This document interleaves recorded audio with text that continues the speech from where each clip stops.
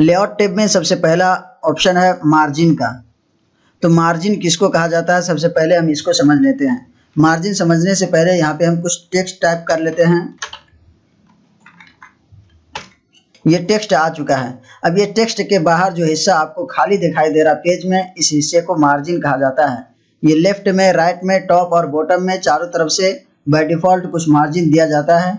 वो आपको by default set किया हुआ रहता है, वो आपको खाली दिखाई देता है, जिसमें आप कर्सर नहीं ले जा सकते हैं, जिसमें कुछ टाइप नहीं कर सकते हैं। बल्कि जो हमारा वर्किंग एरिया होता है वो यहाँ से होता है, जहाँ से आप ये हमारा टेक्स्ट देख रहे हैं। इसके बाहर का जो हिस्सा है इसी को मार्जिन कहा जाता है। ये मार्जिन बाय डिफ़ॉल्ट भी सेट किया जाता है, और अगर आप अपनी मर्जी के मुताबिक सेट करना चाहें तो उसको भी आप आसानी के साथ सेट कर सकते हैं।